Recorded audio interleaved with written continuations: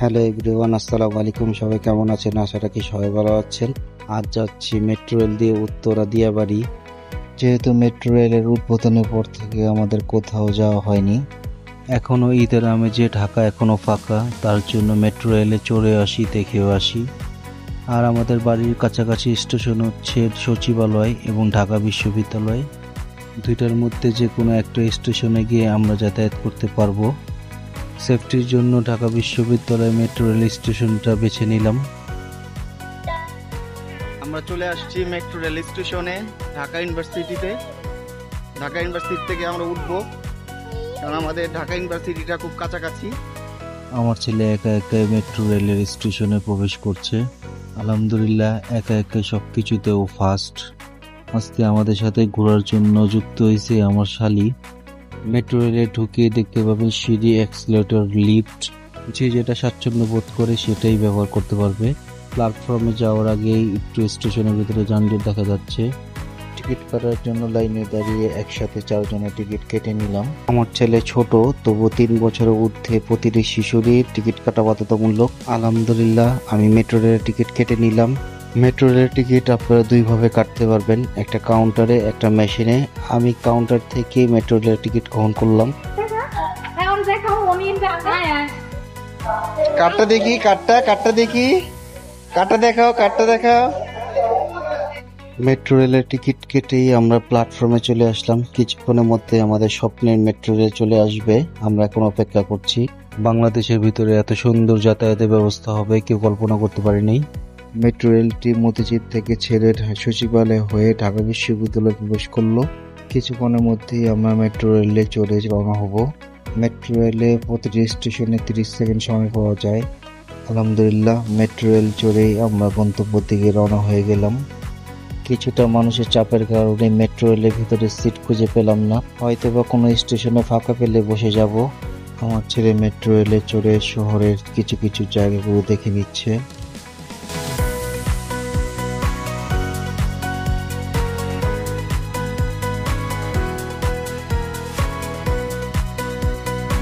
শেষে মিরপুর শেওড়াপাড়ায় এসে মেট্রো রেলের সিট পেয়ে গেলাম।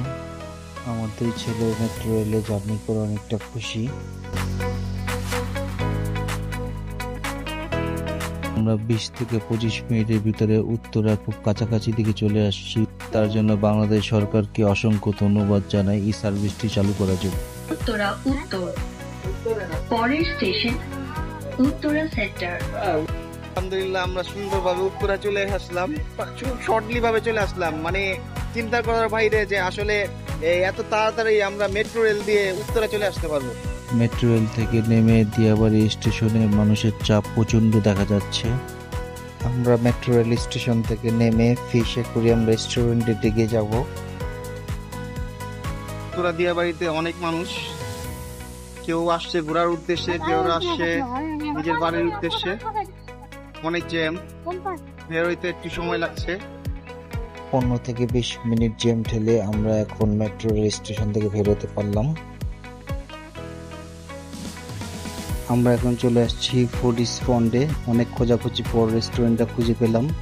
আসলে গুগল ম্যাপে আমি খুব কাছাকাছি দেখছিলাম, তারপরও ঘুরতে হল। এত দূর থেকে রেস্টুরেন্টে আসলাম, এই রেস্টুরেন্টের সিরিয়াল, এটা কোন রকম রেস্টুরেন্ট বুঝতে পারলাম না। আসলে রেস্টুরেন্টটা ছোট, তার জন্য সিরিয়াল মেনটেন করে মানে প্রবেশ করতে দেয়। রেস্টুরেন্টে ঢুকতে হলে 1.5 থেকে 2 ঘন্টা সময় লাগতে পারে। আমরা ডিসিশন চেঞ্জ করে মেট্রো রেল স্টেশনে চলে আসছি, কারণ সন্ধ্যা 7:30 থেকে 8:45 রেস্টুরেন্টে ঢোকার সিরিয়াল আসবে। 8:50 উত্তরা দিয়াবাড়ি থেকে লাস্ট ট্রিপ ছেড়ে যাবে, তখন ট্রেনটা মিস হলে অনেকটাই কষ্টকর হয়ে দাঁড়াবে। এখন দেখেন মেট্রো রেল স্টেশনটা কতটাই জ্যাম। তার জন্য আগেভাগে টিকিট কাটার জন্য চলে আসছি, পরে না হয় রেস্টুরেন্টে আবার প্যাক করব।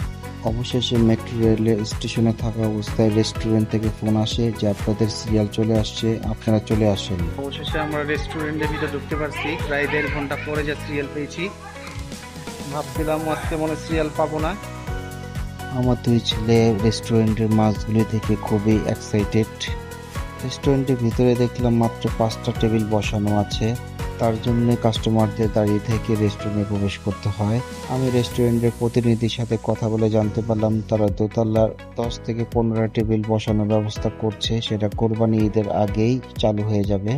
তখন আর কোনো কাস্টমারকে নাম দিয়ে সিরিয়াল দিতে হবে না, আসা মাত্রই প্রবেশ করতে পারবে। আশা রাখি সামনে কোরবানির পর আবার ভিজিট করে যাব।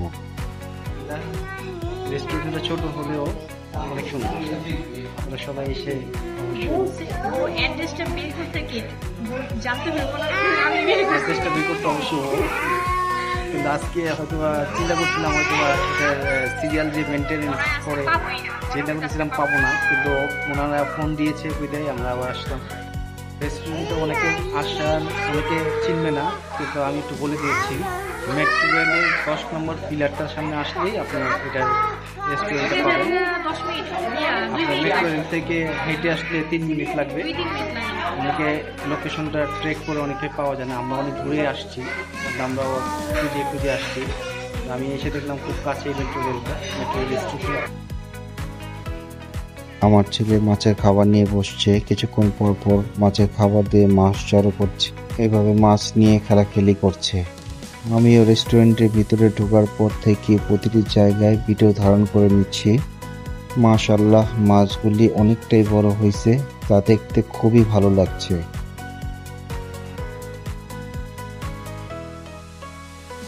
আমার ছোট ছেলেও মাছগুলি একা একা ডেকে জড়ো করার চেষ্টা করছে।